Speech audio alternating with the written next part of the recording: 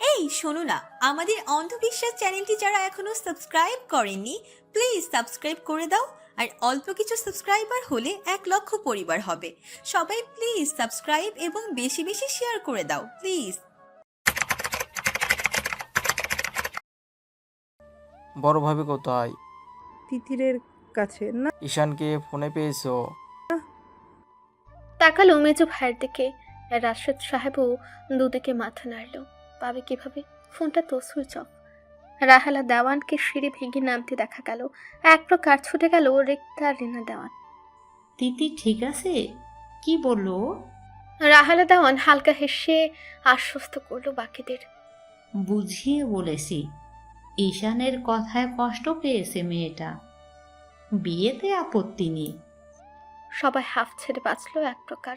এই সময় তিতিরেরও বিয়েতে দ্বিমত থাকলে আরেক অশান্তি হতো। দুজনকে মানাতে মানাতে সবার অবস্থা খারাপ হয়ে যেত। ভাবি, মাকে ডেকেছো? রাহেলা দেওয়ান মাথা নাড়ল দুদিকে। ডাকিনি, খাবার নিয়ে একেবারে ডাকবো, একেবারে ঔষধ খাইয়ে তারপর আসবো। রিনা, খাবার আনতো। রিনা দেওয়ান সাথে সাথেই রান্নাঘরে গেল শাশুড়ির খাবার বাড়তে। খাবার নিয়ে উপরে গেলেন রাহেলা দেওয়ান। করে নাড়লেন শাশুড়ির দরজায়। এর আগে কখনো দরজা আটকে রাখেন না তিনি, আজ আটকেছেন। বেশ অভিমান করেছেন। রাহেলা পাশের টেবিলেই খাবারের থালি রেখে বেশ কয়েকবার ধাক্কালেন দরজা। কোনো সাড়া পাওয়া গেল না ভেতর থেকে। এবার বুকের ভেতরটা দূরে দূরে শুরু করে দিয়েছে। এমন তো হয় না কখনো। শব্দ করে দরজা ধাক্কালেন। রিনা দেওয়ান চলে এসেছে। পাশের রুম থেকে নিশি নুরি বেরিয়ে এসেছে। সবাই চিন্তিত গলায় ডাকলেন বৃদ্ধাকে। এবারও নিশ্চুপ। ভেতরে কিছু একটা ঘটেছে সেটা বুঝতে আর কারোরই সময় লাগলো না। নিশি দৌড়ে এগিয়ে গেল সিঁড়ির মাথায়। নিচের সোফাতে বসে থাকা চাচাদের ডাকলেন। নেশের গলার আওয়াজে বেরিয়ে এলেন রাইসুল দেওয়ানু। 10 মিনিট টানা ডাকাডাকিতেও দরজা খুললেন না তিনি। নুরি হন্তদন্ত হয়ে কল করলো নয়নকে। নয়ন জানালো মিনিট 10-এর ভেতরেই বাড়ি ঢুকছে। তারপর কল করলো নিয়াজের ফোনে। নিয়াজ ফোন ধরলো। নুরি, নিয়াজ ভাই, বড় ভাইয়া কোথায়? ঈশান তো এখানেই। তোমার কি হয়েছে, হাঁপাচ্ছ কেন? দিদা দরজা খুলছে না নিয়াজ ভাই। বড় ভাইয়াকে দ্রুত আসতে বলুন, কিছু একটা হয়েছে হয়তো। আমি এক্ষুনি ঈশানকে নিয়ে আসছি, টেনশন করো না। নুরি ফোন কেটে দৌড়ে গিয়ে জানালো সবাইকে। মধ্যবয়স্ক 3 ভাই মিলেও দরজা নাড়াতে পারল না। বয়সের ভার এসে গেছে শরীরে।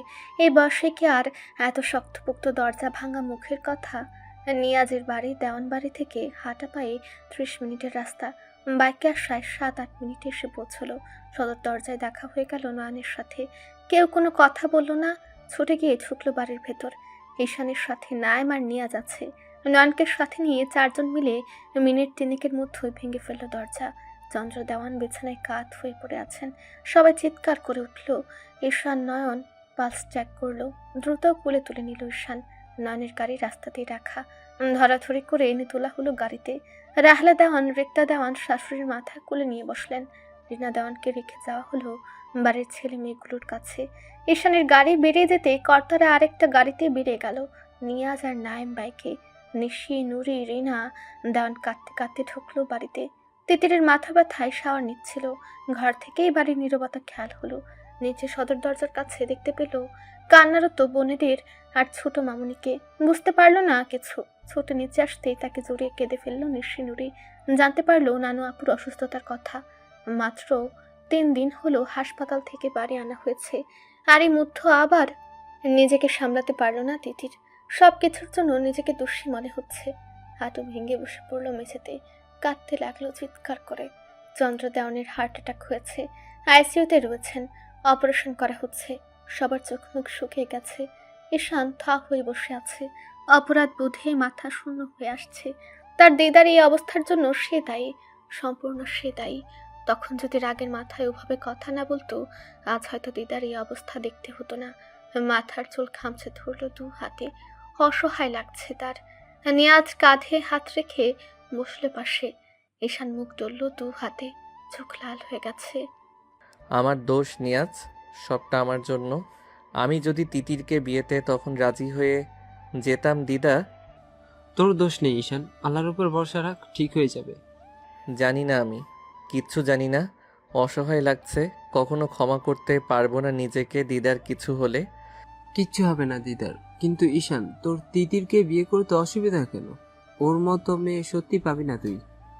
ঈশান থমকে গেল খানিকটা। কেন চায় না বিয়ে করতে সেটা কিভাবে বলবে সবাইকে? তার কাছে তিতিরের যে ছবিগুলো আজকে এসেছে সেসব নিজের চোখে দেখার পর কিভাবে অমন একটা মেয়েকে বউ করার কথা ভাববে সে? সকালবেলা ঘুম ভেঙেছিল টানা কয়েকটা মেসেজের শব্দে। বিরক্ত হয়ে মেসেজ চেক করতে গিয়ে হয়ে গিয়েছিল সে। তিতিরের বেশ কয়েকটি ছবি, একটা ছেলের সাথে অন্তরঙ্গ অবস্থায়। মাথা ঝিমঝিম করে উঠেছিল তার, যন্ত্রণা হচ্ছিল বুকটাই। কিভাবে বলবে সেসব কথা বাড়ির সকলকে? বাড়ির মেয়ের এসব কথা জানতে পারলে সহ্য করতে পারবে না বাড়ির কেউ, পারবে না। আর আহলা দেওয়ান এগিয়ে এলেন ছেলের দিকে। তাকে আসতে দেখে মা ছেলের কথা বলার সুযোগ দিয়ে নিয়াজ উঠে গেল। রাহেলা দেওয়ান বসলেন ছেলের পাশে, মাথায় হাত বুলিয়ে দিলেন। এত রাগ ভালো না বাপ, সব সময় বলি আমি। মা, দিদার এই অবস্থার জন্য আমি দায়ী। মা অনেক ভেবেচিন্তে সিদ্ধান্ত নিয়েছে। আমি আর তোর বাবা আগে থেকেই জানতাম তোর ভালো হবে জেনেই আমরা দ্বিমত করিনি। মা, কিন্তু তিতিরকে। তিতির লক্ষ্মী মেয়ে, ঘরের মেয়ে। ঘরের মেয়ে ঘরে থাকবে এতে ক্ষতি কি? মা, বিষয়টা সেটা নয়। তিতিরেরও তো অন্য কেউ পছন্দ থাকতে পারে। তো সেসব ভাবতে হবে না। আমার তিতিরের সাথে কথা হয়েছে, ওর তেমন পছন্দের কেউ নেই। মায়ের কথা শুনে ঈশান অবাক হলো। এটা বলেছে মেয়েটা? কেউ নেই? ছি, এত বড় মিথ্যা বলতে মুখে আটকায়নি ওর? রাগে গা রিন রিন করে উঠল তার। তোর দিদার বয়স হয়েছে, আল্লাহ জানে হায়াত আর কতদিন। আমাদেরও বয়স হচ্ছে, কারোর এই জীবনের বিশ্বাস নেই বাপ। আজ আসি কাল নাও থাকতে পারি। তাছাড়া আমিও মনে প্রাণে চাই তুই তিতিরকে বিয়ে করিস। এটা এখন আমারও তোর কাছে অনুরোধ, রাখবি না? ঈশানের নিজেকে অসহায় লাগছে। বাড়ির প্রিয় মানুষরা সব এভাবে জোর করছে, কিভাবে ফেরাবে সবাইকে? কিন্তু ওই মেয়েকে মেনে নেওয়া তার পক্ষে অসম্ভব। ঈশান চুপ করে রইল। রাহেলা দেওয়ান খানিকক্ষণ তাকিয়ে রইল ছেলের দিকে। উত্তর পেলেন না কোনো। অপারেশন শেষ, ডাক্তার বেরিয়ে এসেছেন। সেদিকে তাকিয়ে ছুটে গেলেন সেদিকে। ঈশানও দ্রুত পায়ে এগিয়ে গেল। Doctor, everything okay? ওকে বলতে পারছি না এখনই মাইসান। অপারেশন শেষ হয়েছে, বয়স হয়েছে তো, এ বয়সে হার্ট অ্যাটাক ঝুঁকি তো আছেই। জ্ঞান না ফেরা অবধি বলা যাচ্ছে না কিছু। আল্লাহর কাছে দোয়া করো সবাই। আর জ্ঞান ফিরলে ওনাকে যথাসম্ভব চেষ্টা করবে কোনো মানসিক প্রেশার না দেওয়ার। একদমই ক্ষতি হয়ে যাবে। মাথা নাড়ল সবাই। ডাক্তার চলে গেলেন। রাইসুল সাহেব ছেলের দিকে তাকালেন না একবার। ছলছল চোখ নিয়ে বসলেন। রাহেলা দেওয়ান গিয়ে বসলেন স্বামীর পাশে। ঈশান বুকে হাত ভাঁজ করে দাঁড়িয়ে রইল। প্রায় ঘন্টা তিনেকের মধ্যেই জ্ঞান ফিরল চন্দ্রা দেওয়ানের। বাড়ির সবাই ক্লান্ত হয়ে বসে আছেন। নার্স এসে খবর দিতেই খুশির জোয়ার বয়ে গেল সবার মধ্যে। আরো বেশ কিছুক্ষণ পর ভিতরে যাওয়ার পারমিশন দিল ডাক্তার। চন্দ্রা দেওয়ান চোখ খুললেন। ছেলেরা এগিয়ে গেলেন মায়ের দিকে। মা, শরীর ভালো লাগছে এখন? মৃদু হাসার চেষ্টা করলেন যেন, কথা বললেন না। রাহেলা দেওয়ান ঈশানের দিকে তাকালো। ঈশান এগিয়ে গেল দিদার দিকে, পাশের টুলে বসলো। আলতো হাতে টেনে নিল দিদার হাতখানা। চন্দ্র দেওয়ান তাকিয়ে দেখলো। দিদা, সরি, রাগ করেছ? আর হবে না এমন, সত্যি? চন্দ্র দেওয়ান অসহায় হাসলেন, মৃদু গলায় বললেন, আমার দোষ দাদু ভাই, আমি বুড়ো মানুষ, জমে মানুষের টানাটানি চলে আমাকে নিয়ে। আমার কি আর এখন তোমাদের জীবনে দখলদারি চলে? চলে না। দিদার অভিমান কমেনি। ঈশান হাতে চুমু খেলো। তুমি ভেবো না দাদু ভাই, ও বুঝে তোমার ঘাড়ে ঝোলাবো না। এবার আল্লাহর বাড়ি অব্দি যার আয়ু দিলে বোঝা তোমার ঘাট থেকে নামিয়ে দিয়ে বিদায় নেব আমি। ঈশানের বুকটা চিনচিন করে উঠল। তিতিরকে সে এভাবে বলতে চায়নি, এখন বারবার মনে করে দেওয়ায় খারাপ লাগছে তার। তাছাড়া অন্য কারোর কাছে কথাটা বোধহয় খারাপ লাগলো তার। পর মুহূর্তে আবার মনে পড়ে গেল সেই মেসেজের কথা। চোখ বন্ধ করে খানিক ধাতস্থ করলো নিজেকে। দিদা, বলছি তো সরি, আমি তোমাকে ওভাবে বলতে চাইনি, অন্য কাউকেও না। রাগ কন্ট্রোল করতে পারিনি। যা বলবে তাই হবে, শুনবো। যা বলেছ করব বিয়ে। চন্দ্রদেওয়ান খুশি হলো, চোখ ছলছল করে উঠল, গড়ে পড়ল দুফুটা চোখের পানি। তবে প্রকাশ করলেন না, কিচ্ছু বললেন না, মুখ ঘুরে রাখলেন অন্যদিকে। ঈশানের ঘাড়ে হাত রেখে এখন আর কিছু বলতে নিষেধ করলেন রাশেদ দেওয়ান। ঈশানও চুপ করলো। নার্স এসে বের হয়ে যেতে বললেন সবাইকে। একে একে ঘর খালি করলো সবাই। তুই সত্যি বিয়েটা করবি বাপ? রাহেলা দেয়ান শাড়ির আঁচলে চোখ মুছলেন। ঈশান মাকে জড়িয়ে ধরল। আমার মা, দিদা চাইছে যখন, রাজি না হয় উপায় আছে, করব। রাহেলা দেওয়ান ছেলেকে জড়িয়ে ধরলেন খুশিতে। উপস্থিত সবার মধ্যেই হৈ হৈ পড়ে গেল। ঈশান হাসলো। পরিবারের খুশির জন্য জেনে বুঝেও বেশ গিলতে হচ্ছে তাকে। সবকিছুর সুদ সে তুলবে ওই ছলনাময়ী মেয়ের থেকে, ঠিক সময় মতো। চন্দ্র দেওয়ান হসপিটালে আছে আজকে 5 দিন হলো। শরীরের যথেষ্ট উন্নতি হয়েছে এখন। আরো 2 দিন পর রিলিজ দেওয়া হবে। আর রাহেলা দেওয়ানরা 3 যা পালা করে হাসপাতালের শাশুড়ির কাছে থাকেন, সাথে 3 কর্তাও। তাই আর ঈশান নয়ন তো আছেই। নিশি, নুরি, তিতির সহ বাড়ির সব নাতি নাতনিরা রোজ এসে একবার দেখা করে যান তার সাথে। এই যে আজকেও যেমন দিদার সাথে দেখা করে 3 বোন বাড়ির দিকে ফিরেছে। বাড়ির গাড়ি নিয়ে যায়নি তারা, প্ল্যান করে রিক্সা করে এসেছে। যদিও ঈশান জানে না, জানলে অবশ্যই ছাড়তে চাইতো না। পাড়ার মোড়ে রিক্সা থেকে নেমে হেঁটে বাড়ির দিকে যাচ্ছে তারা। আশেপাশে সারি সারি ধান ক্ষেত, পুকুর, এদিকটায় ঘর বাড়ি নেই বললেই চলে। সামনেই রহমত চাচার চায়ের দোকান। তাকাতে চোখে পড়লো নিয়াজ আর নাইম বসে আছে। তিতির নুরির সহমতই উচ্ছ্বসিত হলো। নিশি ভাবলে হীন থাকার চেষ্টা করলো। শেষ 1.5 মাস হলো তাদের মধ্যে মনোমালিন্য চলছে কিনা তীর দেখলো এক নজর নিশিকে। তারপর নুরির সাথে চোখাচোখি হতেই দুজনেই বাঁকা হাসলো। চোখে চোখে কথা হলো বোধহয়। দ্রুত পায়ে তিতির রাস্তার পাশে চায়ের দোকানটার সামনে গিয়ে থামলো। নিশি পেছন থেকে ডাকলো এবার তিতিরকে। তিতির শুনলো না। বড় পো, চলো আমরাও যাই, রোদের মধ্যে দাঁড়িয়ে না থেকে। নুরির কথায় বাধ্য হয়ে এগিয়ে গেল সেও। দোকানটার আশেপাশে খুব সুন্দর। গ্রামটাই সুন্দর কিনা, মেইন রাস্তা থেকে শমশের নগর গ্রামের লোকালয় অবধি যেতে বেশ খানিকটা ফাঁকা রাস্তা পাড়ি দিতে হয়। ফাঁকা বলতে এদিকটায় জনসমাগম একদম নেই। প্রায় 1.5 কিলোমিটার এলাকা জুড়ে ধান ক্ষেত, পুকুর কাটা, সেই সবুজের মাঝখান দিয়েই মাঝারি প্রস্থের আঁকাবাঁকা রাস্তা। গ্রামের সৌন্দর্য যাকে বলে আর কি। এদিকটায় দোকান ওই একটাই, রহমতের চায়ের টং দোকানটা। আরও যা আছে হয় সেগুলো মেইন রাস্তার ওদিকে, আর বাকিগুলো একদম শমশের নগরের ভেতরে ওর দিকে। আর এই রাস্তায় এক বাঁকে প্রকাণ্ড বট গাছের নিচে টং দোকান। বসলেই মন ভালো হয়ে যায়। বিকেলবেলা গ্রামের ছেলে বড়দের আড্ডায় মুখরিত থাকে এদিকটা। আশেপাশে যত জমি দেখা যায় বেশিরভাগই দেওয়ানদেরই। নিয়াজ আর নাইম চা খাচ্ছে, বাইকটা পাশে রাখা। নিয়াজ এক মনে নিশির দিকে আর চোখে তাকিয়ে রইল। নিশি দেখেও দেখল না, মুখ অন্যদিকে করে সামনের কাঠের ব্রাঞ্চে বসলো। তাদেরকে দেখেই নাইম নিয়াজ দুজনই একসাথে বলে উঠল, ভাবি বসেন। তিতির লজ্জা পেল, মুখটা লাল হয়ে গেল। সবার মধ্যে হাসির রোল পড়ে গেল। কিছুক্ষণ পর স্বাভাবিক হয়ে তিতির গদগদ হয়ে বলল, ইস, কতদিন এখানটায় বসা হয় না।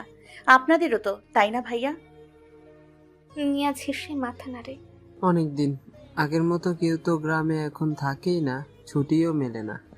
তিতির বিজ্ঞের মতো মাথা ঝাঁকায়। চা দিতে বলি।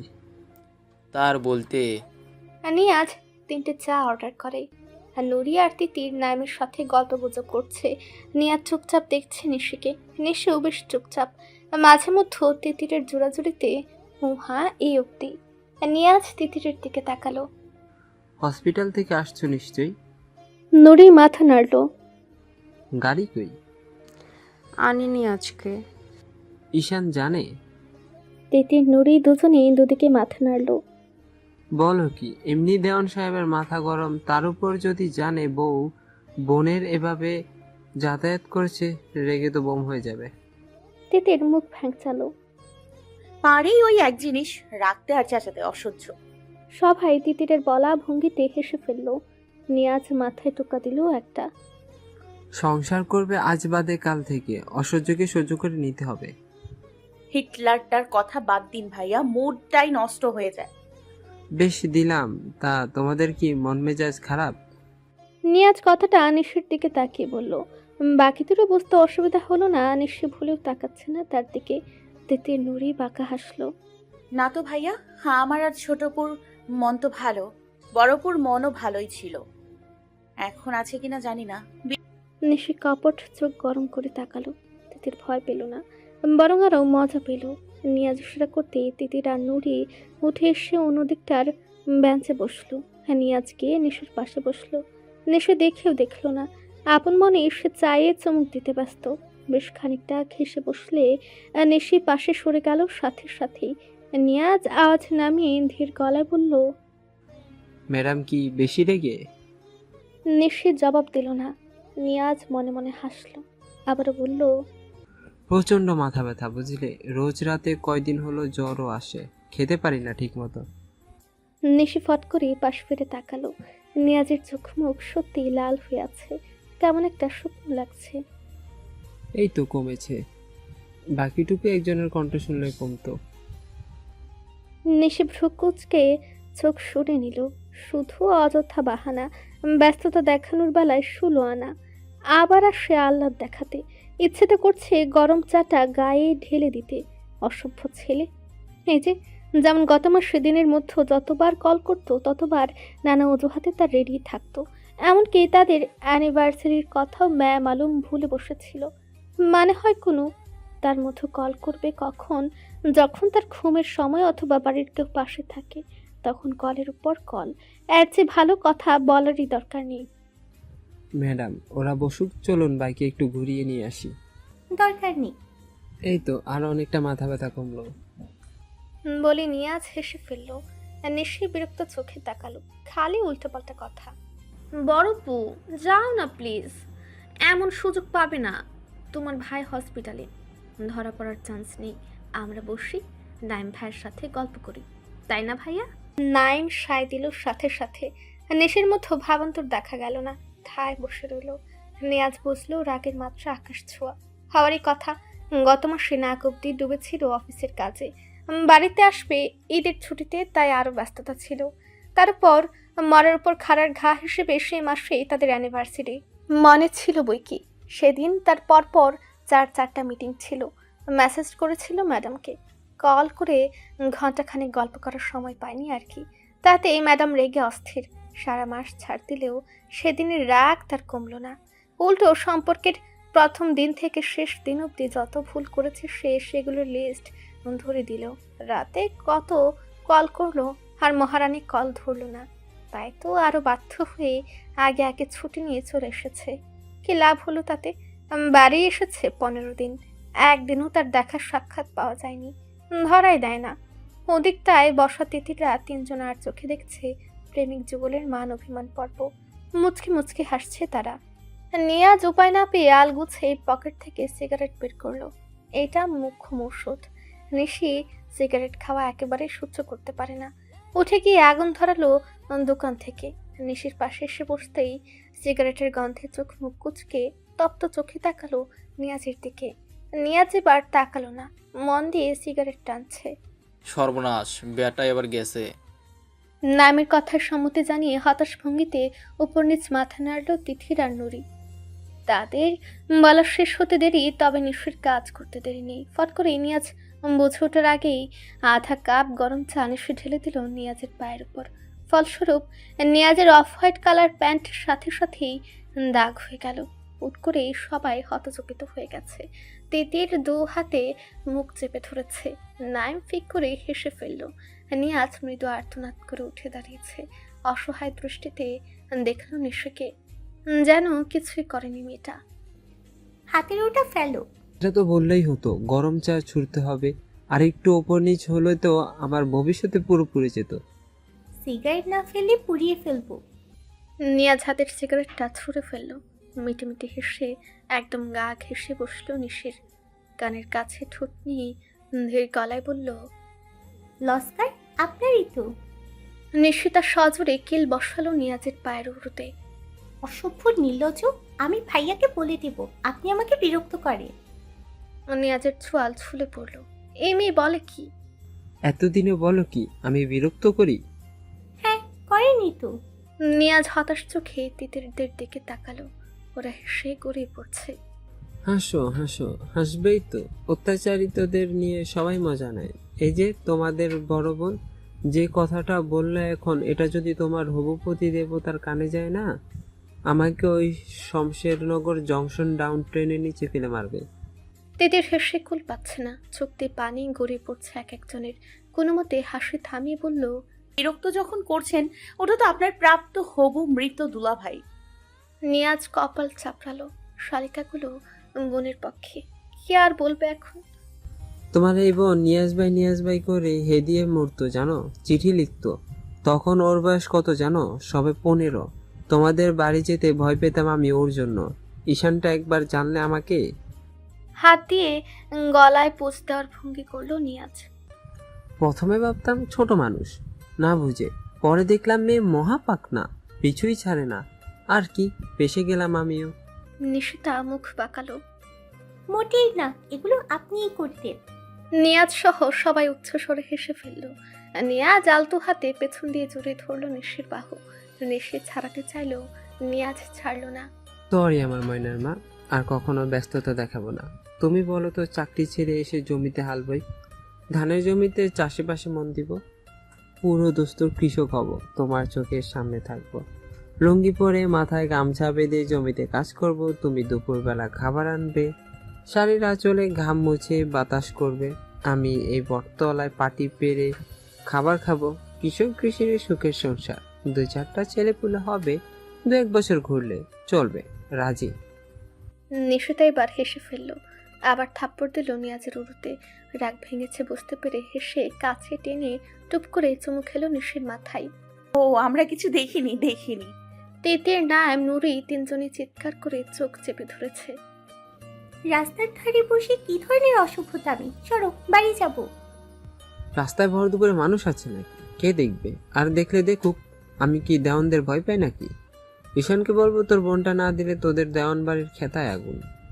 তখন না দিয়ে যাবে কোথায়? ঈশানটা আবার আমার খুব মান্য করে কি না? তাই নাকি? ভাইয়ার সামনে পড়ে বলতে। আলবাদ। নাইমের কথায় নিয়ে একই ভঙ্গিতে বলার জন্য ঘুরলো নাইমের দিকে। নাইমের হাতে ফোন, তাদের দিকেই তাক করা, ভিডিও অন করা। শালা হারামজাদা, সর্বনাশ করবি নাকি? আমার বউটা বিধবা হবে রে হারামজাদা। ডিলিট কর। নিয়াজ এক প্রকার ছুটে গেল নাইমের কাছে। নাইম ততক্ষণে ভিডিওটা করে ফোনটা পকেটে পড়ে ফেলেছে। নিশিত তার শব্দ করে হাসছে। ঈশানকে দেখবো না যা, তবে বেশি এদিক সেদিক করলে দেখাতেও পারি। শালা বেঈমান, আমারও দিন আসবে। আড্ডা শেষে ততক্ষণে উঠে পড়েছে সবাই।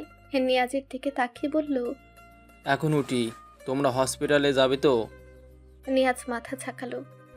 যাও তবে, তোমার ভাইয়ার কান অবধি চলে যাবে এতক্ষণ এখানে বসে থাকলে। নাইম নিয়াজ বাইকে গিয়ে বসলো। বিদায় জানিয়ে চলে গেল মেন রাস্তার দিকে। 3 বোন বাড়ির রাস্তা ধরলো। দুপুর 2:30। বাইরে কটকটে রোদ উঠেছে, বেশ গরম পড়ে গেছে এরই মধ্যে। নয়ন সবই বাইরে থেকে এসে ফ্রেশ হয়ে বিছানায় বসেছে। দরজা ঠেলে ভেতরে ঢুকলেন রিক্তা দেওয়ান। মাকে দেখে হাসলো নয়ন। এসো মা। রিক্তা দেওয়ানের মুখ মলিন।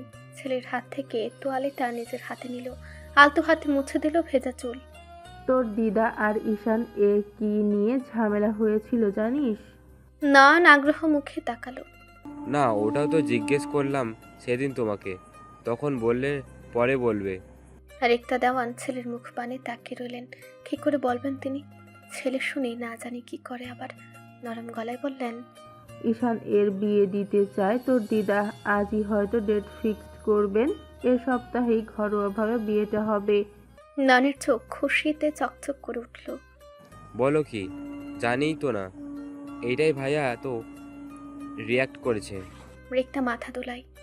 তবে রাজি হয়েছে, পরে দেখলি তো। সেরা। মায়ের দিকে তাকাই। মা তার দিকে অসহায় চোখে তাকিয়ে।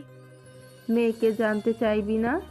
ওহো, দেখো ভাইয়া বিয়ে করবে, এটার খুশিতে ভুলে গেছে পাত্রীকে। কে মা, ছবি আছে? রিক্তা দেওয়ান দম নিলেন, ধীর গলায় বললেন, তিতির। নয়ন হতবাক হয়ে গেল, চোয়াল ঝুলে পড়েছে। তিতির? বলে কি তার মা, তবে সাথে সাথেই মুখ খুশিতে ভরে উঠল, লাফিয়ে উঠল এক প্রকার। বলো কি মা? মাই গড, সত্যি আমাদের তিতিরের সাথে ভাইয়া? What a surprise! ছেলেকে রিক্তা দেওয়ান সুখে পাথর হয়ে যাবে এমন আশা করেছিলেন। ছেলের আনন্দ তার কাছে অবিশ্বাস্য ঠেকল। হাত টেনে ধরল ছেলের। তুই খুশি? কি যে বলো মা, আমার জন্য কত বড় সারপ্রাইজ জানো তুমি? গ্র্যান্ড পার্টি দেবো, আজ দিদা ডেট ফিক্স করলে। আমার আদরের ভাইয়ের সাথে আমার মনিটার বিয়ে বলে কথা। রিক্তা দেওয়ান হাফ ছেড়ে বাঁচলেন। নয়নটার মনে অন্য কিছু ছিল না। সে তিতিরকে বোনের নজরে দেখেছে, আর তিনি না জানি কি ভেবে বসেছিলেন। ছি, যাক, বাঁচলেন তিনি দুশ্চিন্তা থেকে। বুকের উপর থেকে পাথর নেমে গেল যেন। ছেলের মাথায় হাত বোলালেন। একটু পর খেতে আয় তাহলে, আমি নিচে যাই কেমন? নয়ন মাথা নাড়ল। রিক্তা দেওয়ান বেড়ে গেলেন হাসতে হাসতে। নয়ন উঠে গিয়ে মিনার শব্দে দরজা আটকে দিল। মুখটা থেকে নিমেষেই হাসি মুছে গেল। খবরটা সে জানে না, সত্যি জানে না। অসহায় হাসলো সে। খবরটা তো সে পরের দিনই জেনেছে, নুরির মুখে, নিয়াজ ভাইয়ের মুখে। তিতির রাজি সেটাও শুনেছে বড় মার মুখে। ব্যাট সাইড টেবিলের উপর রাখা মানে ব্যাগটা খুলল। চোখের সামনে একটা ছবি আটকে রাখা তিতির। লাল সাদা শাড়ি পরা, খোলা চুলে হাস্যোজ্জ্বল এক কিশোরী। তিতিরের তখন কত বয়স? 13 বোধ হয়। প্রায় 7 বছর আগের পহেলা বৈশাখে সেবার শাড়িটা নয়নি দিয়েছিল। ছবিটাও মেলায় নয়নেরই তোলা। হাত বুলালো ছবির উপর। টুপ করেই দুফোঁটা চোখের পানি পড়লো সেখানটায়। বুকের মধ্যে চেপে ধরলো ছবিখানা। বুকটা ক্ষত বিক্ষত হয়ে যাচ্ছে, পড়ে যাচ্ছে একদম। কিন্তু সে পড়তে দেবে? নিজেকেই পড়তে দেবে। তার মুখ খোলা এই সংসারটা পড়ে ছাড়খাড় হবে। ভাইয়ের হবু বউকে আরেক ভাই ভালোবাসে। এক বাড়িতে থেকে আজীবন এই কালির দাগ বয়ে বেড়াতে হবে তিতিরকে। দাগ লাগলে মেয়েদেরই তো লাগে। সে পুরুষ মানুষ, আজ বাদেই কাল জোর করে হলেও তার জন্য বউ আনবে। তার কথা সবাই ভুলে যাবে, কিন্তু তিতির, ওকে সবসময় কথা শুনতে হবে। না শুনলেও ঈশান ভাইকে সেটা ভালো চোখে দেখবে। অনেক বুঝেছে কয়দিন নিজেকে, অনেক। দিদা চেয়েছেন ঈশান ভাইয়ের সাথে তিতিরকে। সবাই খুশি, কি দরকার মাঝখানে শব্দ জ্বালিয়ে দেওয়ার? থাক না হয় 12 বছরের ভালোবাসা নিশ্চুপ। ভাই, দিদা, তার মনি, পরিবার সবার জন্য দিল না হয় সেটা কবর। আজ 13 দিন হয়ে গেল। রাহাত ভাইকে ফোনে পাচ্ছে না তিতির। শুধু ফোন কেন, কোনো ধরনের যোগাযোগই নেই একদম। উধাও হয়ে গেছে মানুষটা এক প্রকার। ঈশানের সাথে বিয়ের কথা হওয়ার পর থেকেই মনটা খুঁতখুত করছে তার। ভালো না বাসুক, রাহাত ভাইকে সে তো কথা দিয়ে এসেছিল অপেক্ষা করবে তার প্রস্তাবের। সবটা কেমন গুলিয়ে গেল একদম। এখন এমন একটা অবস্থা, মানা করতে পারবে না বিয়েতে। দিদার শরীরের কথা ভেবে হলেও বিয়েটা করতেই হতো। কিন্তু রাহাত ভাই, তাকে দেওয়া কথা, একবার যোগাযোগ করতে পারলে কথা রাখার জন্য হলেও রাহাত ভাইকে সুযোগ দিত। যদি সব শোনার পরও রাহাত ভাই তাকেই চাইতো, বলতে না হয় বাড়ি সে কথা বলতে। তারপর পরিবার যার সিদ্ধান্ত নিত মেনে নিত সে। কিচ্ছু ঠিক হচ্ছে না এখন। যতই সে ঈশানের উপর উইক থাকুক, এই একপাক্ষিক দুর্বলতাকে প্রশ্রয় দিয়ে যে তাকে ভালোবাসা এতদিন আগলে রেখেছে, সেই মানুষটাকে সে কখনো এভাবে। কিন্তু দিদা যতই মুখে বলুক, ঈশানের খারাপ ব্যবহারের থেকে উনি বেশি কষ্ট পেতেন যদি তিতির বিয়েতে না করতো। কি করতো সে রাজি না হয়ে? আর এই সময় রাহাত ভাই মানুষটার নাগাল পাওয়া যাচ্ছে না। ঈশানকে জানাবে কথাটা? কি ভাববে আবার? যা ভাবার ভাবুক, মনে মনে ঈশানকে কথাটা জানাবে বলে ঠিক করে ঘর থেকে বের হলো সে। ঈশানের দরজা আটকানো, হালকা হাতে নক করলো। খোলা আছে। তিতির ইতস্তত করে দরজা ঠেলে ঢুকলো। ঈশান কিছু কাগজপত্র দেখছে। মাথা তুলে তাকাতেই তিতিরকে দেখে থমকে গেল। এ সময় ওকে আশা করেনি। বোঝা গেল কাগজপত্র সরিয়ে রেখে গম্ভীর গলায় বললেন, কি দরকার? কথা আছে কিছু। বল। আমতা আমতা করলো তিতির। এগিয়ে গিয়ে সামনে দাঁড়ালো। আপনি বিয়েতে রাজি ঈশান ভাই? ঈশান মুখ তুলল, স্থির দৃষ্টি রাখলো তার উপর। তুই রাজি? রাজি ছিলাম না, এখন রাজি। এখন রাজি কেন? নানুর জন্য। তাছাড়া না? মাথা নামিয়ে ফেলল তিতির, মৃদু গলায় বলল, আমি একজনকে কথা দিয়েছিলাম ঈশান ভাই, বলেছিলাম অপেক্ষা করব তার জন্য। ঈশানের হাতের মুঠো শক্ত হয়ে এলো। রাগ সংযত করে বলল, তো যাচ্ছিস না কেন তার কাছে? তার সাথে যোগাযোগ করতে পারছি না। পারলে যেতি। তিতির কি জবাব দেবে? কথার খেলাপ করতে চায় না সে। বেইমানের খাতায় নাম উঠুক, এটা কিভাবে চায় সে? যত ঈশানের প্রতি তার অনুভূতি থাকুক। মিনমিনে গলায় বলল, কথা দিয়েছিলাম তাকে। ঈশান আরো গম্ভীর গলায় শোধালো, ভালোবাসিস তাকে? না বোধ হয়, তবে এক সমান সম্মান আছে। সেরকম কোনো সম্পর্ক আমাদের ছিল না। আমার অসম্মান হবে এমন কোনো সম্পর্কে উনি কখনো জড়াতে চায়নি। সম্মান নিয়ে ঘরে নিতে চেয়েছিলেন। ঈশানের মাথা তপতপ করছে রাগে। কেন সে নিজেও বুঝতে পারছে না। ব্যঙ্গ করে বলল, তা কোথায় তোর সেই শুদ্ধ প্রেমিক যে কিনা এখন পালিয়েছে? খানিকটা থামলো, মাথা নিচু করে ফেললো। ঈশান ভাই, সত্যি বলবো, আমি আপনাকে বিয়ে করতে চাই। কেন চাই সেটা জানি না। মনকে জিজ্ঞেস করে উত্তর পাইনি। শুধু নানু আপুর জন্য বোধ হয় নয়, আমিও চাই কোথাও একটা। কিন্তু রাহাত ওনাকে তখন বলেছিলাম কথার খেলাপ করতে চাই না আমি। উনি পাগল হয়ে যাবে। শেষ একবার অন্তত ওনাকে জানাতে চাই, মতামতটা জানতে চাই। ঈশান শুনল সবটা, বাঁকা হাসলো। আজ বাদে কাল বিয়ে। সে মেয়ে তার পুরন প্রেমিকের কাহিনী শোনাচ্ছে। সাহস কত! বড় ভাবা যায় পাগলের মতো ভালোবাসা ওকে। হ্যাঁ, এ দুনিয়াতে কিছু জিনিস আছে জানিস তো, যেগুলো সবেতে মিশে যায় খুব সহজেই। তাদের জন্মই হয়েছে সব কিছুর সাথে মিশে যাওয়ার জন্য। তাদের কোনো নিজস্বতা নেই। I hate so much those things. আমাকে বোধহয় আপনি সেই ধরনের মধ্যে ফেলতে চাইছেন। বোধহয় নয়, সত্যি এটা। অপমানটা করার কারণ আজ সে বোধ নেই বুঝি? কতজনকে একসাথে নাকে দড়ি দিয়ে ঘোরাচ্ছিস? এসব কথা মানে বুঝতে পারছে না তিতির, তবে অপমান তার স্পষ্টতই গায়ে লাগছে। গলা কঠিন করে বলল, যদি বলি কাউকে না বিশ্বাস করবেন। ঈশান তার ছেলের হাসি হাসলো, পা ভাঁজ করে বসলো বিছানায়। তোরা মেয়ে মানুষ অভিনয় সেরা। নিজেই মধু চাষ করিস, মৌমাছি কাছে ডাকিস, আবার গুছিয়ে নাটকও করিস। তিতিরের মনে হচ্ছে এখন এই রমে আশায় ভুল হয়েছে তার। ভালো বুঝে রাহাত ভাইয়ের কথাটা বলাটা তো আরো অন্যায় হয়েছে। বেশ, তো করি না হয় এসবই, তাতে আপনার সমস্যা কি? ঈশান অবাক হওয়ার মত করে তাকালো। সমস্যা তো আমারই। যে জিনিস এই বাড়ির মানুষ আমার গলায় ঝোলাতে চাচ্ছে, সে জিনিসে হাজার হাজার মৌমাছি বসতে চায়, ভবিষ্যতেও বসতে চাইবে। আমি তা মানব কেন? সে মৌমাছির দলে নিজের নাম লেখাবে কেন? ইচ্ছে না হলে লেখাবেন না। জোর জবরদস্তি করা হচ্ছে না, চাইলেই ভেঙে দিতে পারেন। ঈশান হঠাৎই চোখ মুখ ভয়ানক কঠিন করে উঠে দাঁড়ালো। দুবাহু চেপে ধরলো তিতিরের, ধাক্কা দিয়ে দেয়ালের সাথে লাগিয়ে চেপে ধরলো। পিঠে আচমকায় ধাক্কা লাগাই ব্যথায় গঙ্গে উঠল সে। তার উপর শক্ত করে ঈশানের হাতের চাপ তো আছে। চোখ ছলছল করে উঠল। তো যা, বিয়েটা তোর আমার সাথেই হবে। একটু আগে অবধিও রাজি ছিলাম না, এখন রাজি। আমার নামেই কবুল পড়াবো তোকে। একা পড়তে ভালো লাগছে না। মানে মানে মানে কবুল পড়, তারপর বলবো।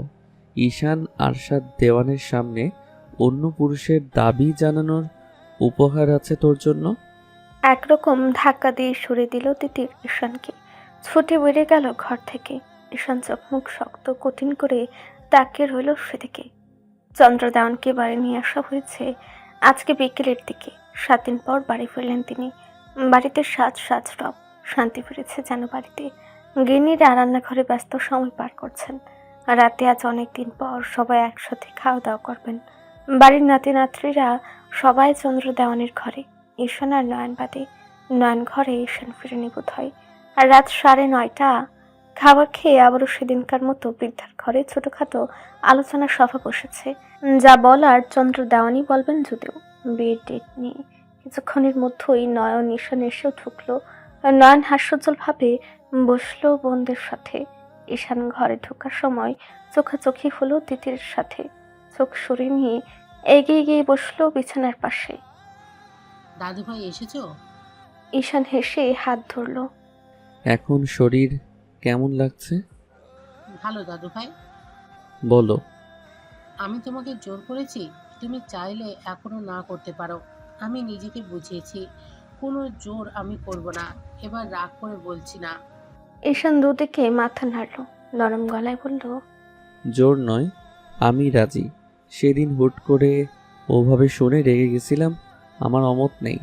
চন্দ্রদেওয়ান খুব খুশি হলেন। তিতিরের দিকে তাকালেন। তিতিরের মুখটা শুকনো। পুতুল, তিতিরও হাসার চেষ্টা করলো।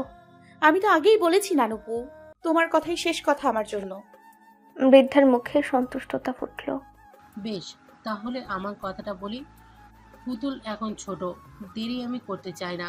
আমার শরীরের যা অবস্থা, দূরের তারিখ ফেললে আমার আল্লাহ আমাকে না দূরে করে নেন ততদিনে। মা, কি এসব বলছো? না বড় খোকা, বলতে দে।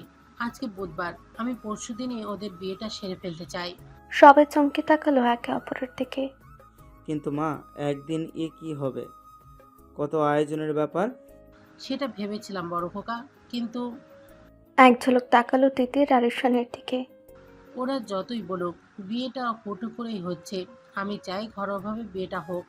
আমার শরীর ভালো না, এখন এত হইচই পোষাবে না। ওরা নিজেদের মানিয়ে নিক, তারপর না হয় ধুমধাম করে নয়নের আর ঈশানের বিয়েটা হবে আবার। কথাটা মন্দ নয়।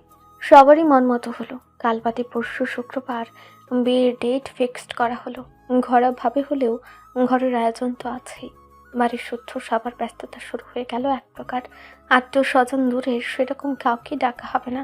পাড়া প্রতিবেশীর মধ্যে শুধু রাইসুল দেওয়ানের আপন চাচাতো দুই ভাইকে জানানো হবে পাশের বাসা থেকে, আর ঈশানের বন্ধু কয়েকজন। আয়োজনে ওদের হাত ছাড়া এত দ্রুত তারা পেরে উঠবে না। তাছাড়া ছোট থেকে সবসময় একসাথে তারা না জানালে চলবে? নিয়াজ, অনিমা, সাজিদ, নাইম, ঋতুকে ইতিমধ্যেই ফোন করে বাড়িতে আসার কথা জানিয়েছেন রাইসুল দেওয়ান। ঘরোয়া হলেও ঘরটা তো সাজাতে হবে নাকি? দেওয়ান বাড়ির ছেলে মেয়ের বিয়ে এত মরাধরা হলে চলে? তিতিরের অবশ্য এই গ্রামে তমা ছাড়া কোনো বান্ধবী নেই, আর তমার পরিবার এমনিতেও থাকবেই। ছেলে মেয়ে দুটো নিজেদের মানিয়ে নিলে 2-3 মাস পর একেবারে ঢাক ঢোল পিটিয়ে আয়োজন করা হবে। ততদিন না হয় বেশি মানুষ জানাজানি না হলো, নিজেদের মধ্যেই থাকুক এটা। তাছাড়া জানলেও বাকি, জানতে থাকুক। ততদিনে এদিকটাও সব ঠিক হয়ে যাবে। সকাল সকাল দেওয়ান বাড়িতে হই হুল্লোড়। বাড়ির ভেতরে ধোয়া মোছা গোছ কাজে ব্যস্ত গিন্নিরা। না হলো অনুষ্ঠান, তাই বলে বাড়ির ভেতরটা একটু সাজাবে না, একটু আলো থাকবে না, তাই কি হয়? নিশি নুরির সকাল থেকেই বায়না করছিল হালকা করে হলুদের আয়োজন করতে চায় তারা ছাদে, কিন্তু ঈশান কিছুতেই রাজি নয়। তিতিরের মেহেদি পরার ইচ্ছাটাতেও তাই সে এক প্রকার রাগ করে মাটি চাপা দিয়েছে। যাকে বিয়ে করছে সে এত রসকসীন হলে কি দরকার বউয়ের রাগ বাড়িয়ে এত কথা শোনার? শেষবারের মতো আজকেও একবার রাহাত ভাইয়ের সাথে যোগাযোগ করার চেষ্টা করেছে সে। ফলাফল সেই শূন্যই। মেনুটাকে জানিয়েছে বিয়ের কথা। মেয়েটা খুশির চোটে কান্নাকাটি করে একাকার। আর নেহাতি এত দূরের রাস্তা, আর কালই বিয়ে, তাই ফুট করে কিছুতে আসতে পারল না মেয়েটা। বাড়ির সবাই কোনো না কোনো কাজে ভীষণ ব্যস্ত। রাহালা, দেওয়ান, অনিমা আর ঋতুকে আসতে বলেছে। বিকেলের দিকে একবার শহরে যাবেন তিতিরের জন্য গহনা আনতে। যদিও ছেলের বউয়ের জন্য তিনি আগেই বানিয়ে রেখেছিলেন, তারপরেও ঈশানের জন্য আংটি কিনবেন, আর তিতিরের জন্য লেটেস্ট মডেলের কিছু জুয়েলারি নেবেন, আর বেনারসি, আর কিছু শাড়ি তো আছেই। নিয়াজ, সাজিদ, নাইমকে রাতেই চলে আসতে বলা হয়েছিল, তবে ওরা কাল সকাল সকাল আসবে বলে জানিয়েছে। তবে সবকিছুর মধ্যে সবচেয়ে ভাবলেশহীন যে সে হলো স্বয়ং বিয়ের পর। তার মধ্যে বিয়ের কোনো ভাবান্তর দেখতে পাওয়া যাচ্ছে না। ব্রেকফাস্ট করে তিতির এসে শুয়ে আছে, মাথাটা যন্ত্রণা করছে। নিশ্চিনুরি দুজনেই ভার্সিটি গিয়েছে। আসার সময় বোধহয় এখান থেকে একবারে শপিংয়েও যাবে। তাকে বিকেলে নয়ন ভাইয়ের নিয়ে বের হওয়ার কথা শপিংয়ের জন্য। তিতির নিজেও কেন যেন আগ্রহ পাচ্ছে না কিছুতেই, হয়তো ঈশানের এমন অনাগ্রহী ভাবের জন্য। তিতির চুল ছাড়িয়ে বিছানায় শুয়ে আছে। বিছানা ছেড়ে মেঝেতে এলোমেলো ভঙ্গিতে আড়ছে আছে লম্বা চুলগুলো। ঘাড় বাঁকিয়ে তাকালো খোলা দরজাটার দিকে। তার ঘুম ঘুম পাচ্ছে। টমাটা যাওয়ার সময় দরজাটা হাঁ করে খুলে রেখে গিয়েছে। এখন তো আর মোটেও উঠে দরজা বন্ধ করতে ইচ্ছে করছে না।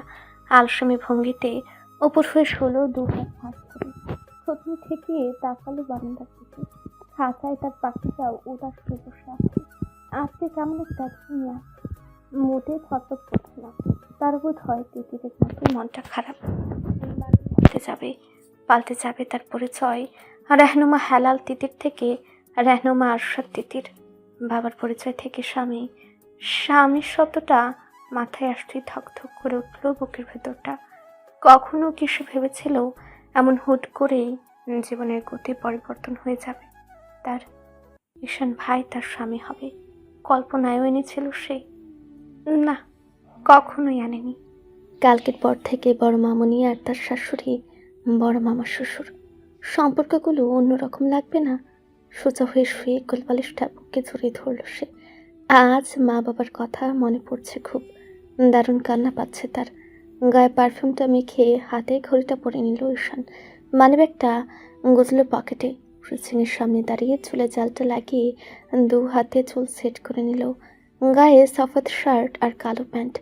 সাজেরটা কলের উপর কল করে যাচ্ছে। বিয়ে নাকি টিপস দেবে? ঈশান মহা বিরক্ত। ফ্রেন্ড সার্কেলের মধ্যে বিবাহিত কাপল থাকলে এই এক সমস্যা, উঠতে বসতে তারা বিবাহ সম্পর্কিত উপদেশ দিতে থাকবে। তবে এটাও মনে করার একদম কোনো কারণ নেই যে এখন ঈশান আরশাদ দেওয়ান সে টিপস গ্রহণ করতে ছুটে যাচ্ছে। তার এসবের টিপস থোড়াই লাগবে, আর না গেলে ছেলেগুলো কল করে জ্বালিয়ে মারবে। ঈশান দরজা আটকে বের হলো নিজের ঘর থেকে। ডুপ্লেক্স বাড়িটার দক্ষিণ পাশে 4টা বেডরুম, একটা ঈশান আর একটা তিতিরের, বাকি দুটো গেস্ট রুম আপাতত বন্ধ পড়ে আছে। তিতিরের রুম পার হতে গিয়ে পা থমকে গেল ঈশানের। দরজা খোলা, বিছানায় এলোমেলো হয়ে ঘুমিয়ে আছে তিতির। মাথা আর পাঞ্জারের চুলগুলো বিছানা মেঝে জুড়ে সমানে রাজত্ব করছে।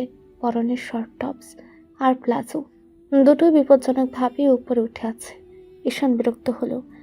না আসলো এই সময় এদিকে কেউ, তবু এমন দরজার সটানে খুলে ঘুমাতে হবে?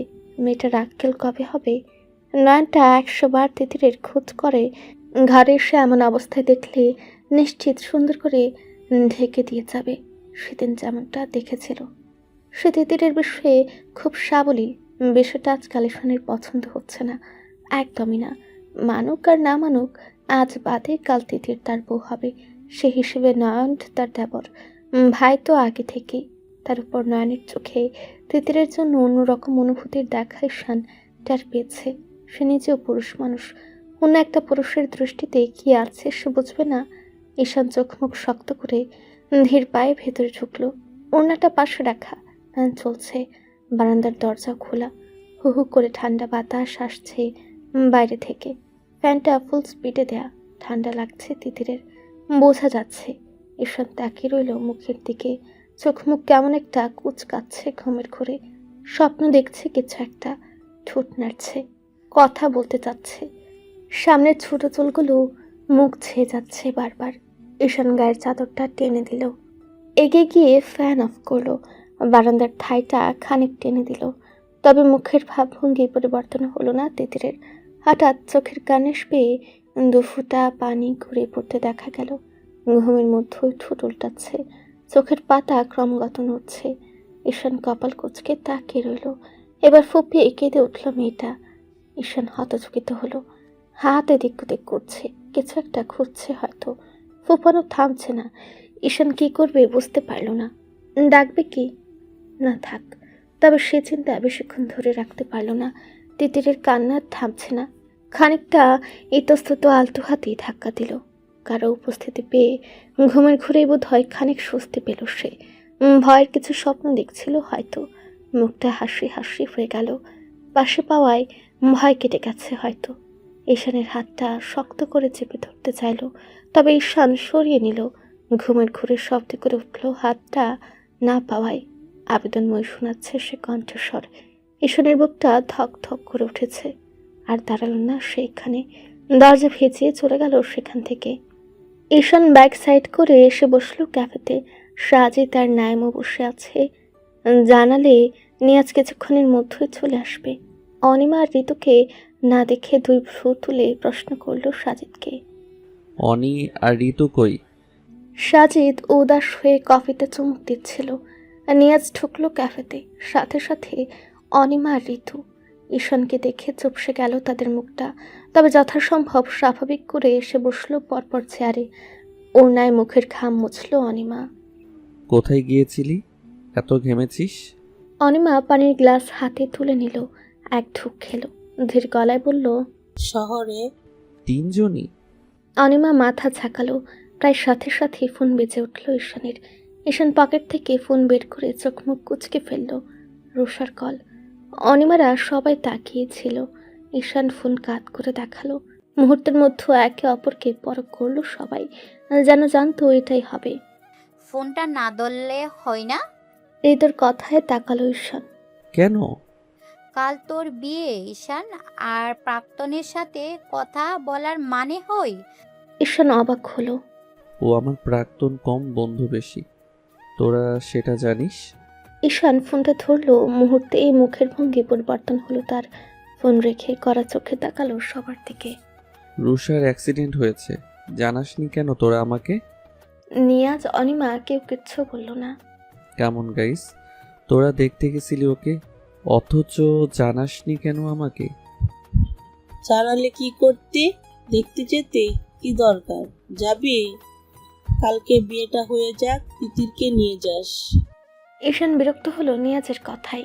এভাবে বলছে কেন এরা? তিতিরকে নিয়ে যেতে হবে কেন? অসুস্থ মানুষকে দেখতে যেতে? অনিমা থামিয়ে দিল ঈশানকে। ঈশান, তিতির জানে তোর আর রুষার সম্পর্কে? নো। জানাসনি কেন? প্রয়োজন বোধ করিনি। তোর মনে হয় না তোর জানানো উচিত ছিল? নো। তুই কি বিয়েটা মন থেকে করিস না? করছি না তো। সবার চোখ মুখ কুচকে গেল, বাজ পড়ল কপালে। ঈশান, তোকে এর আগেও বলেছি, রুষার থেকে তুই এখন দূরে থাক। অন্য একজনের সাথে নিজের জীবন জড়াবি, কাল থেকে মেয়েটা কষ্ট পাবে জানলে। তাছাড়া রুষা তোকে স্বইচ্ছেতে ছেড়ে গেছে, তার থেকেও কথা তুইও ওকে কখনো ভালোবাসতি না। তাহলে তিতিরকে মন থেকে না মানার কারণ কি? ঈশান জবাব দেয় না, মাথার ভেতর নানা কিছু ঘুরছে তার। উঠে দাঁড়ায়। আমি রুষাকে দেখতে যাচ্ছি। অনিমা দ্রুত উঠে দাঁড়ায় ঈশানকে আটকাতে। ও সুস্থ, মাইনর ইনজুরি, অলরাইট। আমরা দেখে এসেছি তো নাকি? আমার সাথে ও মিট করতে চাইছে। Wow, you pretend yourself as a red flag. অনিমার দিকে নির্বিকার চোখে তাকালো ঈশান। ফ্রেন্ডের সাথে দেখা করতে গেলে তার অসুস্থতার কথা জানতে পেরে সেখানে গেলে তাকে রেড ফ্ল্যাগ বলে? সবাই হতাশ হচ্ছে। তারা ঈশানকে না খুলে সবটা বলতে পারছে, আর না তো ঈশানকে বোঝাতে পারছে।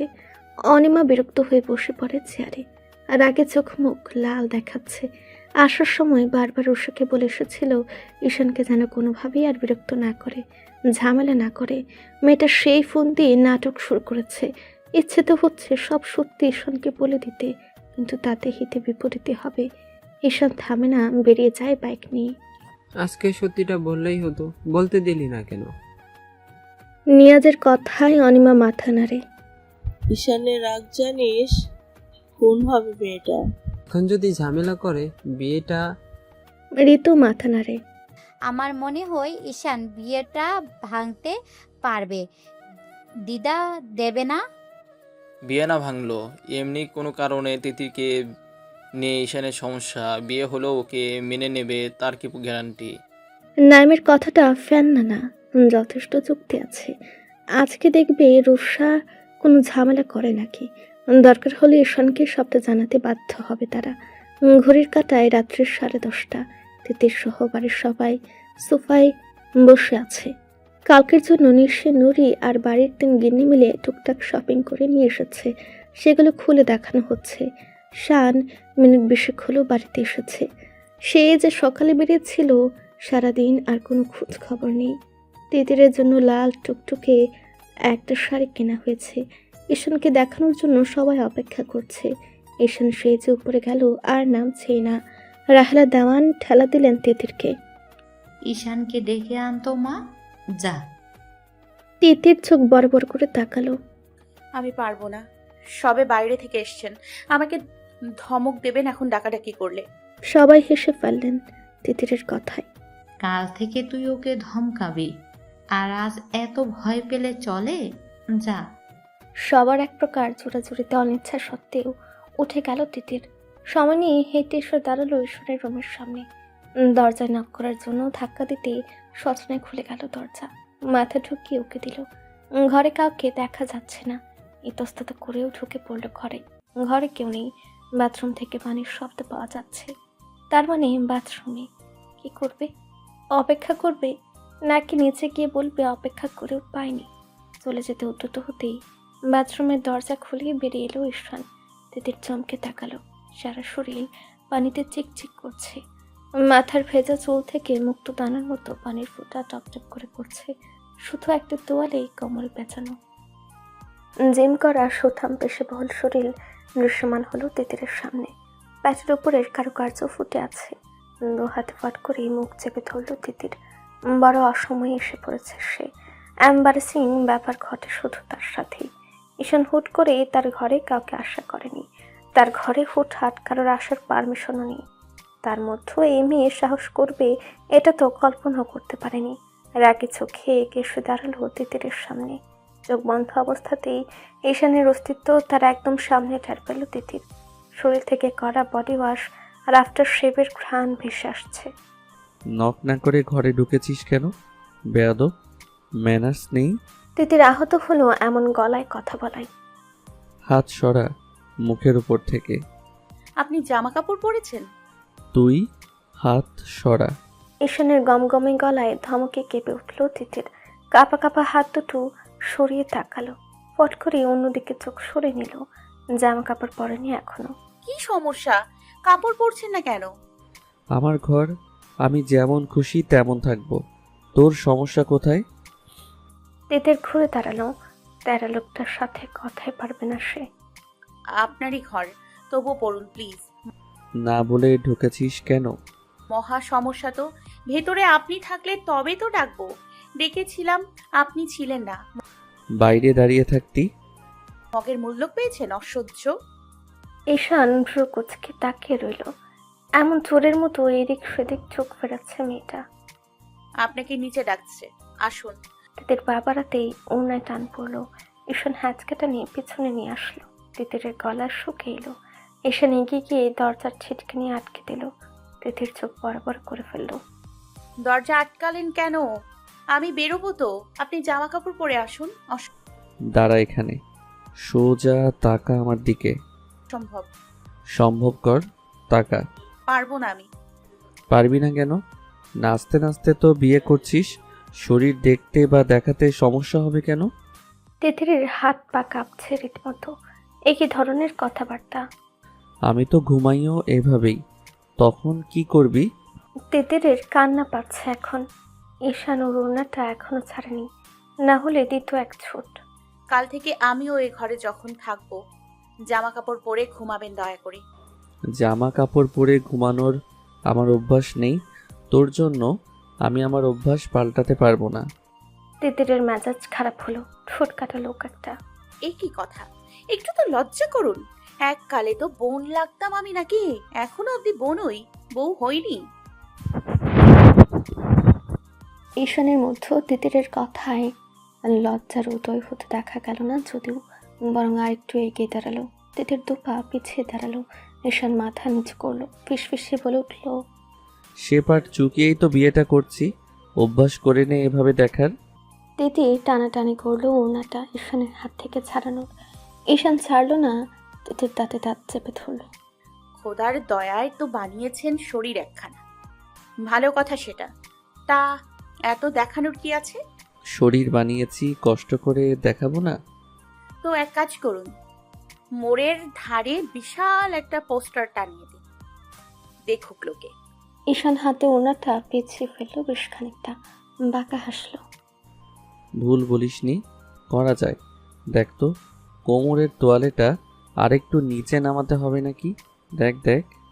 তিতির দু হাতে জাপটে ধরল নিজের চোখ। লোকটার এক ফোঁটা লজ্জা নেই। এই লোকের সাথে তার নাকি সংসার করতে হবে। খোদা মাফ করো। আস্তাগফিরুল্লাহ, প্যান্ট পরুন বলছি, অসভ্য লোক। তখন তো হাঁ করে ঠিকই দেখছিলি। তিতির অবাক হলো, সে কখন দেখছিল হাঁ করে? উল্টো নিজেই তো আরো দেখানোর জন্য মরিয়া হয়ে আছে, আবার তাকে দোষ দেওয়া হচ্ছে। চোখ বন্ধ করে ধাক্কা দিতে গেল ঈশানকে। ঈশান ডান হাতে চেপে ধরলো তিতিরের দু হাত। তিতির ছটফট করতে লাগলো ছাড়ানোর জন্য। আপনার চোখে ন্যাবা হয়েছে, সরুন তো। মহা পাপ করে ফেলেছি এ ঘরে এসে, অসহ্য। ঈশান হাত ছাড়লো না, উল্টো আরো শক্ত করে চেপে ধরলো হাতটা। তিতির ব্যথায় নীল হয়ে গেল, চোখে পানি জমে এসেছে, তাকাচ্ছে না এখনো। ঈশান তাকিয়ে দেখলো তাকে, ঠোঁট উল্টাচ্ছে, তেড় করে কাঁপছে ঠোঁট আর চোখের পাতা, নাক ফোলাচ্ছে। নাক টানলো দুবার, কান্না আটকানোর চেষ্টা আর কি। ঈশান বাঁকা হাসলো। বিয়ে নাকি এই মেয়ে স্ব ইচ্ছায় করছে। নাচতে নাচতে রাজি হয়েছে, আবার বড় মুখ করে বলে তাকে বিয়ে করতে চাই, অথচ এতটুকুতেই এমন মুখ লুকিয়ে আছে। তোকে চোখ খুলতে বলেছি। আমাকে ছাড়ুন, ব্যথা পাচ্ছি। ব্যথা দিয়েছি? দিচ্ছেন না? এটাকে ব্যথা বলে?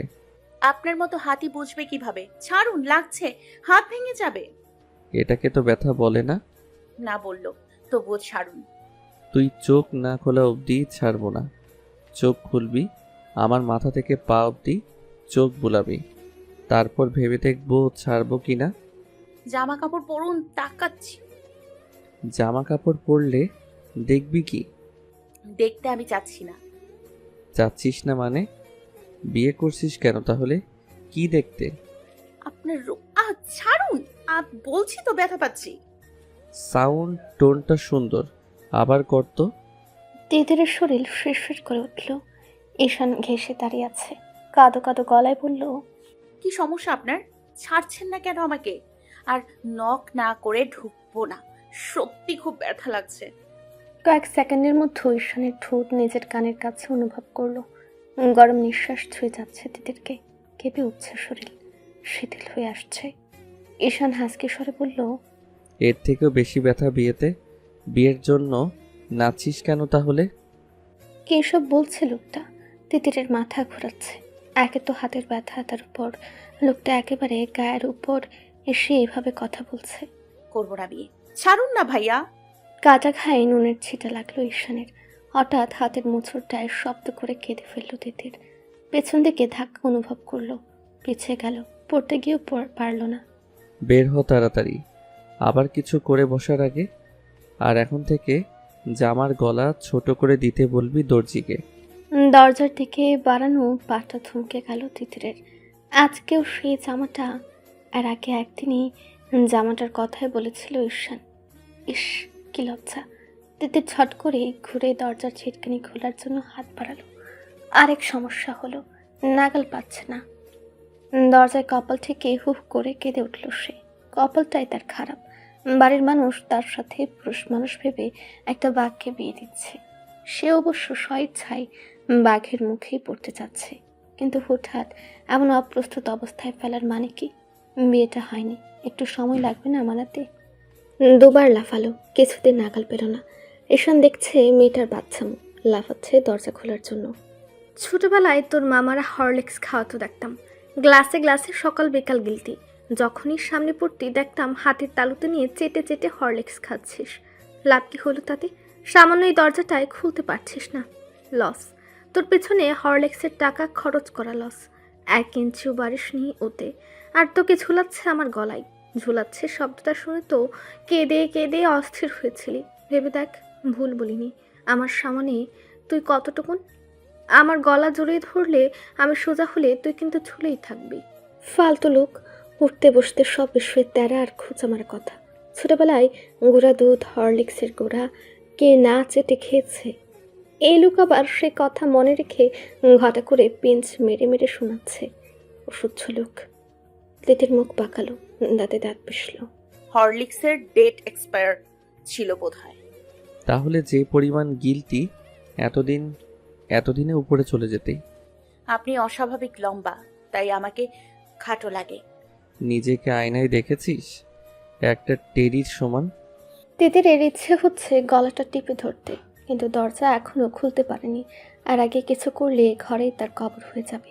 তাই আপাতত গলা টেপার ইচ্ছেটা গলা টেপে মিনমিনে গলায় বলল, সত্যি খুব লস হয়েছে মামাদের। আমি চাকরি বাকরি করে বয়াম বয়াম হরলিক্স কিনে দিব মামাদের। আবার এখন অন্তত দরজাটা খুলে দিন না এখন প্লিজ। এই বাড়িতে আর কেউ হরলিক্স খায় না। আপনার বাচ্চাদের খাওয়াবেন। কি? কাদের? আপনার বাচ্চা। তিতির থমকে গেল। কথার প্যাচে কেড়ে খেকে বলছে, কালই বিটকেল লোকটার সাথে তার বিয়ে। এই লোকের বাচ্চা মানে তো কি লজ্জা। তিতিরের মুখটা টমেটোর মতো লাল হয়ে গেল। ঈশান এগিয়ে এলো, তবে দরজা খুলল না। 2 হাত রাখলো দরজার উপর, তিতিরের দুপাশে। তিতির আবারও বন্দি হলো সেখানে। সুঠা মিশনের সামনে তিতিরকে এতটুকুন দেখালো। তিতির হাত পা চেপে চুপসে রইল। ঈশান হাত বাড়িয়ে চুলের কাঁকড়াটা খুলে ফেলল। ঝরঝরে চুলগুলো ছুঁড়ে গেল পিঠের উপর, কোমর ছাড়িয়ে নেমে গেল আরো অনেকটা। দরজার ছিটকানি খুলে দিয়ে ফিরে গেল বিছানার কাছে।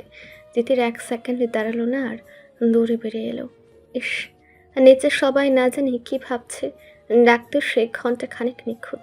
যা ভেবেছিল ঘটল তাই। নিচে নামার সময় টের পেল সবার নজরে তার দিকে। মামারা এখন কেউ নেই, বোধহয় ঘরে গিয়েছেন। আর রাহেল আর রিক্তা দেওয়ান খাবার গুছিয়ে ফেলছেন। তিতির সোফার কাছে এসে বসতেই বাঁকা হেসে ধাক্কা দিল নুরি। নিয়মিত ভালোবাসার গল্প শুনতে এবং পড়তে আমাদের অন্ধবিশ্বাস চ্যানেলটি সাবস্ক্রাইব করে পাশে থাকা বেল আইকনটি ক্লিক করুন। ধন্যবাদ সবাইকে।